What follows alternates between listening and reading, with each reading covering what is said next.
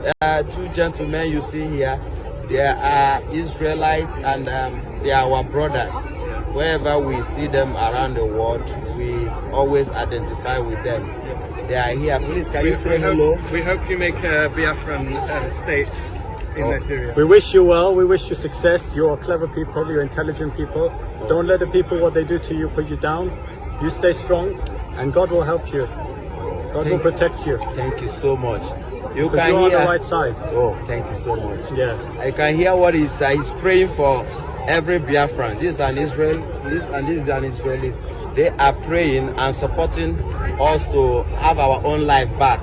Just as UK had their Brexit and had their life back, we also gonna have our life back because we are peaceful people. We want to live in peace. That's why we want to exit out of Nigeria. Can you say hello to our brothers in Biafra? You are from the same fathers as us, and we wish you peace and safety, and no one should take your land, and no one should take your properties, and God should protect you and help you prosper and do it. Amen, amen, amen. Okay, you have had it. Our two brothers here. It's my pleasure to meet you. What's your name? My name is Prince Jejeman. Prince, nice to meet you. Yeah, I'm Solomon. Prince, yeah, Solomon. You have a very important my name. Solomon was the most intelligent person who ever lived. Yeah. Thank you. So, and my nickname is Prince Jejeman. You can check me out on YouTube. I have a song rightly by Janjaweed, and that song is telling the terrorists in Nigeria that we are fed up, that we want to go back to our land. You understand? That is the title of that song, by Janjaweed, because Janjaweed are the people that are terrorizing Nigeria. The Nigerian government supported them. They are Fulani from all West Africa. They brought them in as machinery. What they are trying to do in Nigeria is to take other people's land and change. We are any day. I can tell you. So apart from trying to fight over insurgency that is growing up between West Africa, Sahel region, and other areas, the American government, especially the world powers, the world leaders, should look at the direction of establishing a recognized nation called Biafra. But let me ask you this question. What do you make of the recent move coming from the Middle Belt, trying to form alliance with the Igbos for a common goal to prevent the killing by the marauding Fulani? You know, unfortunately, the domain that was sold to them by the British government and the Fulanis and the Hausas that pushed them to Nigeria Biafra war, they were at the forefront. The Middle Belt has fought that war, you know, because the Fulanis were behind pushing them, and the Hausas were behind. They didn't know what to do at that particular time, you know, pushing them. And unfortunately, most of the people that fought that war were, you know, mostly, you know, but when the consciousness started coming, we discovered what happened at Gideon Oka School, you know, where our IGBO almost escaped or hurt, you understand, but it took a lot of dimensions. I think that was the beginning of an eye-opener, and people begin to understand that actually, you know, Ojukwu never made a mistake. You know, the Igbo people never made a mistake. You know, the Igbo people were actually peaceful. You know, that the problem we're having is the Fulani in alliances with the Northerners. And of course, the British government has at that time, you know, to impose sovereignty upon the people who are already independent. The Biafrans were independent before they decided to want to impose independence on Nigeria. We are independent people. You know, so if you look at the military, the British government made an organized system. Oh, yeah, of course, according to they are the one that said it too. You know, that it took them 35 years and about to penetrate because of the system they already have on ground. But what we are saying presently now, you know, the likes of Israel, the likes of Russia, the likes of America, and our allies should understand that Igbo man is not a violent man.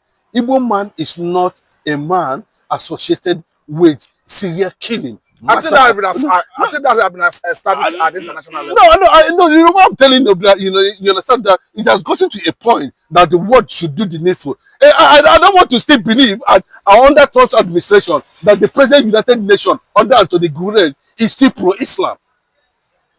You know, we are not seeing, you know, that liberality and the full function of, you know, United Nations in all ramifications. We are a nation that have been agitating for so long, like Biafra, should have international support at this point in time. And I know they're going to get it. They're going to have it. If you want me to jump in, you know why I said it? Because we understand that UN, the other time, I'm talking about UN working group on arbitrary detention, were very emphatic that Nnamdi Kanu should be released unconditionally. And they have not changed their position. And they have refused to see IPOB the way Nigerian government see it. Up to today, they see IPOB as a non-violent movement.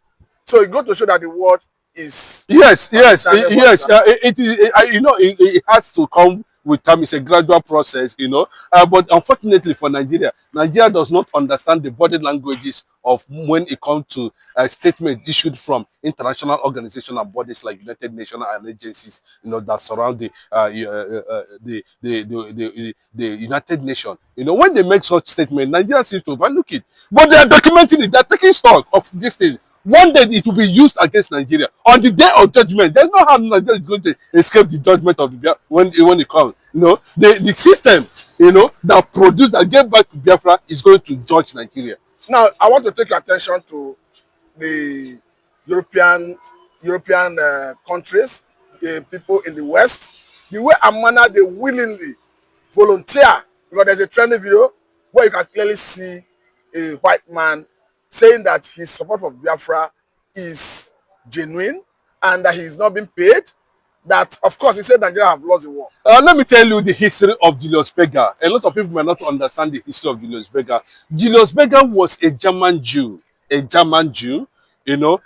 unfortunately, he was a big man as at that time. But do you know what happened to Julius Berger? His wife and himself died of hunger in concentration camp in Berlin. Simply because he's a Jew.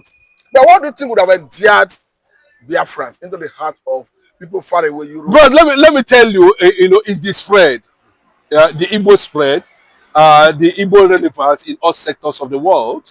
The Igbos trying to contribute their own quota in development of humanity. The Igbo has to show integrity in terms of professionalism, the resilience to get the best, to offer the best to a system, to a world, to a community, to a global atmosphere is what has endured. See, anybody you are seeing, how do America launder their image? Even when we are here as kids, when we see the kind of team that we watch, we say, America. They have successfully laundered their image. Igbos have successfully laundered their image globally, even without anything from the federal government. They struggled as Republicans they are, at every point in time, you see them sweating under the sun 24 hours. Now you think that the world is not watching. If you come to the issue of medical research, the Igbos are there. You come to YouTube, IT, Igbos are there. You come to football, Igbos are there. You come to music, Igbos are there. You come to culture, Igbos are there. You come to going to the moon, Igbos are there. You come to keep bringing, what's it called? Security globally. Emeagwali is there, the founder of, Microsoft, the only man who calculated 1 billion messages in 1 second. Nobody have done it. Nobody have broken that record. It's coming from an Igbo man. So they have seen in all ramifications that, the sophistication of these people is enough for them to be recognized. How do they recognize? Go and see the foundations and the groundbreaking record of Igbos globally in Guinness Book of Records. Go to there and find out, who broke the Guinness Book of Records more than any other tribe. That's why they said. I mentioned it sometime in this platform. The fourth richest, and of course, the sixth most traveled tribe in the world. I was wondering, because even after Nigerian government tagged IPOB a terrorist organization, Biafrans gathered in Latifina under the watchful eye of international media, and they declared Biafra. Yeah. Nobody was harassed, nobody was arrested. It means the world understand that these are peaceful people, and what they want is self-determination. And apart from that, you address it together. The foreign affairs minister from Russia made it very clear that the countries of the world and UN should, going forward, start respecting self-determination.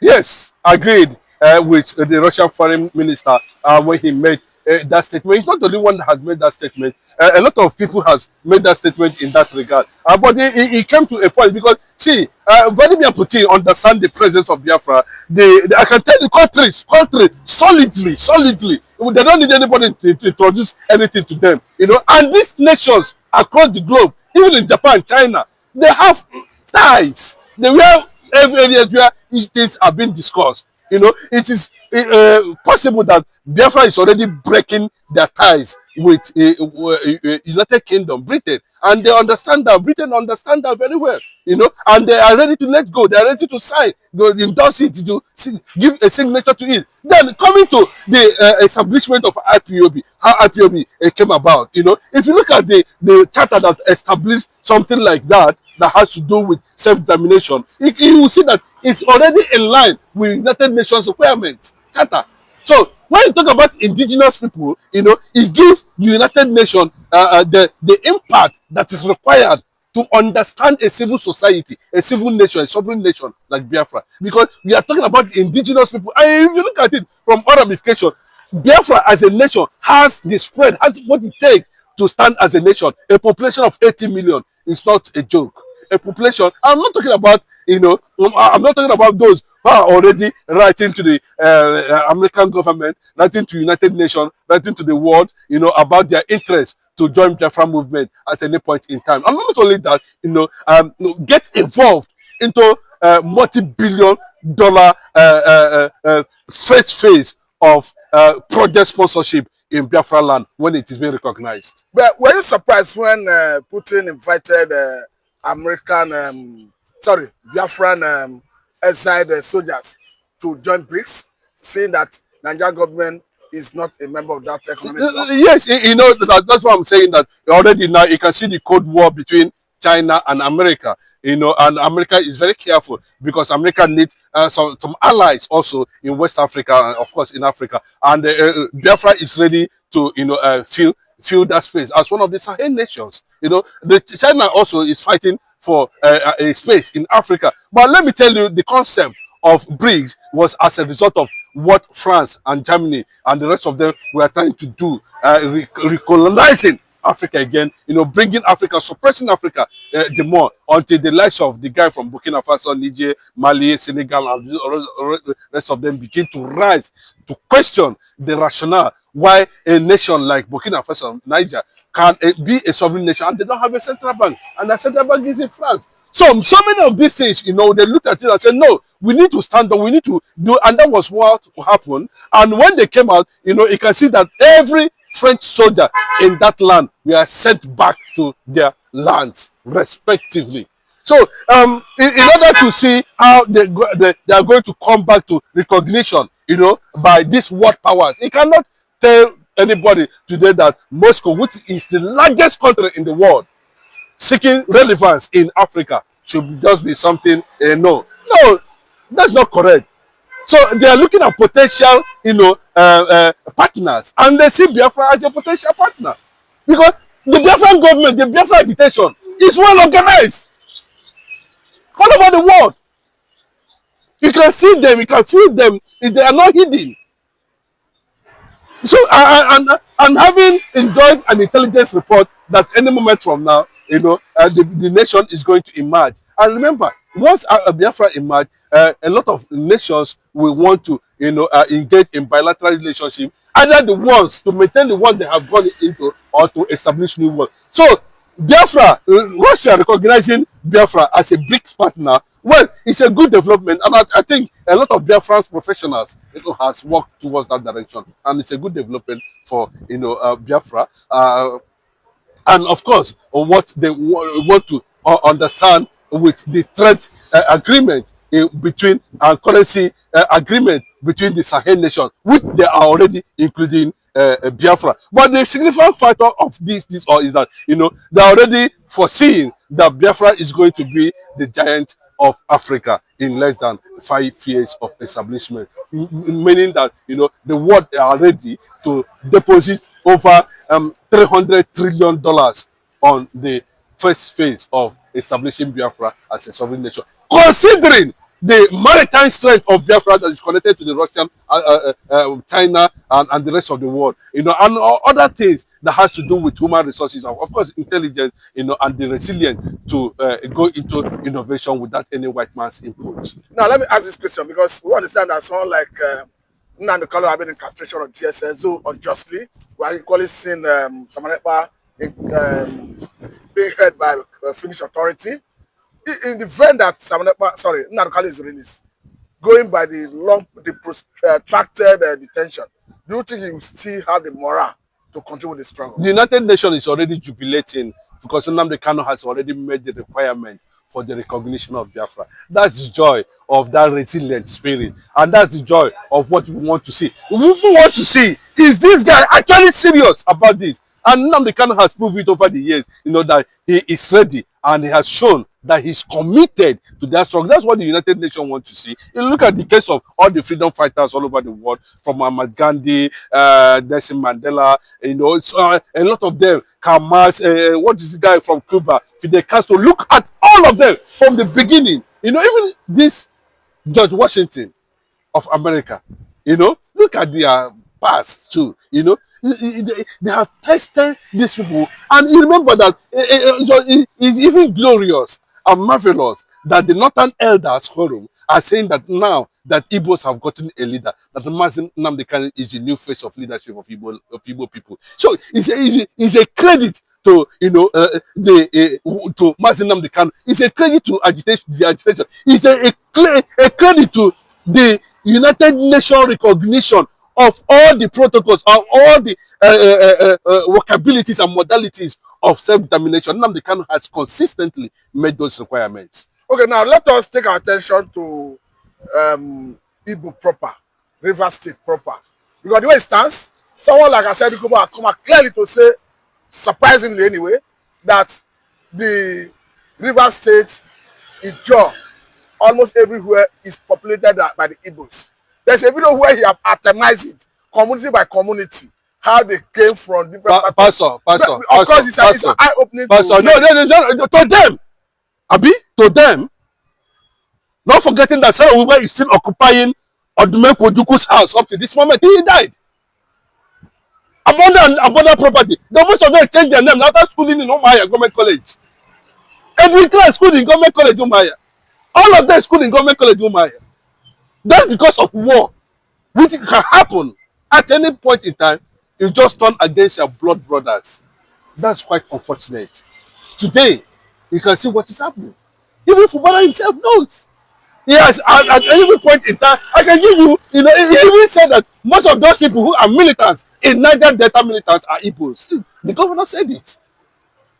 Bros, I can tell you what Awolowo said during the eve of Niger Biafra war. The war is supposed to take place like tomorrow, and there's a press statement by Awolowo.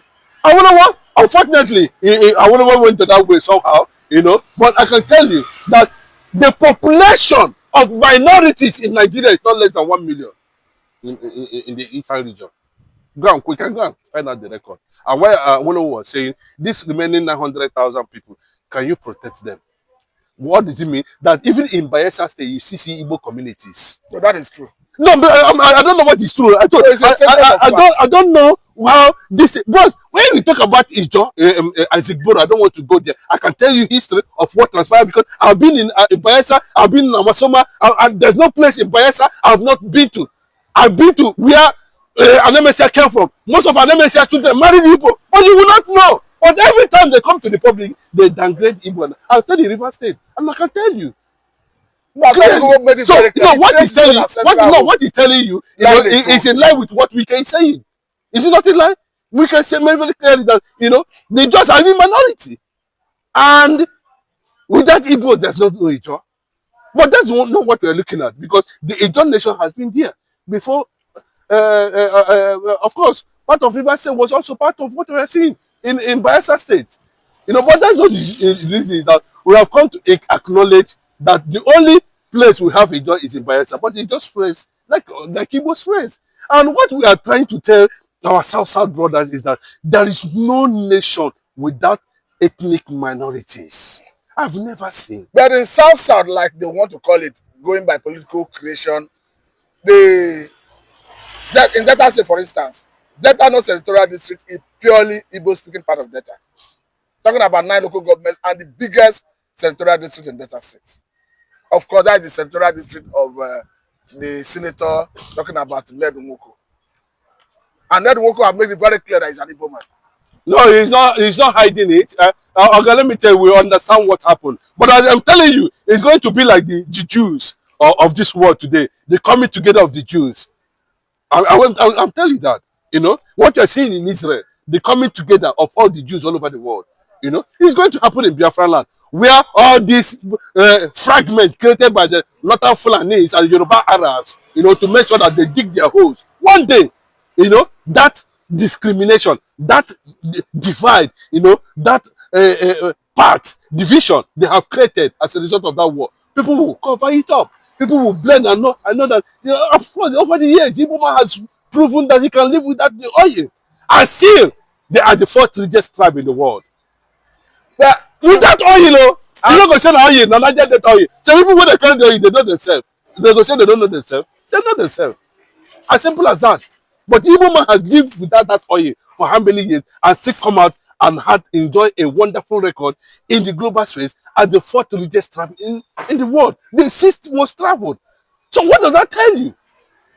But when we are talking about south, east, north, west, northeast, some people will argue that it is for ease of governance. But some people argue that it was a way of trying to fragment the Igbos. Okay, let me tell you, if it is for ease of governance, you know, why is it that the North still referred Middle Belt as the North? North Central. No, North Central still referred as the North. If it's for easy governance, then when they want to do a coalition, they talk about 19. Okay, you hear what I'm saying? They talk about 19 states of the North. But do you understand what I'm saying? You know? But here, when you say, I want to go to Port Harcourt, they will tell you, say, Port Harcourt is not Igbo. They say, Benin, CC, if you go to there, CC, bros, that's why they told you that Igbos is the largest ethnic nationality in Nigeria. Foremost best setters in Nigeria. No, we take the record. And the fourth richest tribe in the whole world. Well, I'll go and find out. I will continue to say it. If you have any other thing, you bring it. Let us make our verifications. You see what is the purpose of emphasis? Yes. You see what is happening in Anambra State now. You know, on Obi Kubana's 50th birthday, somebody from Umuahia that Obi Kubana helped with just a keke driver, no school, nothing. The man decided to help him, has given Obi Kubana up to 100 keke for his birthday. Is Obi Kubana going to chop the keke? He's going to give it out. But that's what I'm talking about, where you don't understand that this is not, wake up in the morning, you go to an office and use your Bible and you siphon money. You do not contribute any skillful, any productive input in the society. The Igbo people are the people who are struggling to Nigeria to move forward. The former president said that Igbos are mobile economy. This one is saying, no, this guy. Then at the end, when it comes to reality, the Igbo man is good. See, bros, we cannot continue to put the black man nature, the black man world into the gutters, simply because we are part of this thing. So the Bible said that through one man, salvation came, and through one man, sin came. Maybe through the restoration of Biafra, Africa will be liberated. That is black man will be liberated. Look at the insult coming from the United States of America. Go back to your country. And the by ekenekweni muno edikono si wapụta oge unu igekwa ya bụ ife nnukwu ozi dị oke mkpa eji maka ya wee bịa n'iru akwụkwọ na Igbo Media bụ ebe anyị si wee na-wetara unu ya bụ nnukwu ozi dị oke mkpa gbasịta maka ihe na-eme n'obodo anyị nọ n'ime ya, ana gbasịta maka nwere onwe ndị Igbo na-azọ, ana gbasịta maka Mazi Nnamdi Kanu ladies. Dịka ị nụrụ ihe nwanne anyị nwoke kwuru n'iru akwụkwọ, ka efi were ikwu n'udo nke gị asị gị kwuo, ka efi were ikwu maka na otu aka o ji debe njọ ọ ya adịkwanụ mma. Ọgwụ na ọtụ ụmụnne m, achọrọ m ka unu tinyere anyị alụ nke unu ife unu chere n'iru akwụkwọ, ikwucha ya bụ ife kabarụ sie ya kwurute ụmụnne anyị ndị ọzọ ntị, daalụ dị nne na ụmụnne m bụ mụ na-ege ntị. Anyị na-ekene ndị nnekunu si na-esoyere anyị. Esi unu ngwa nke mesịa n'ụmụ Igbo.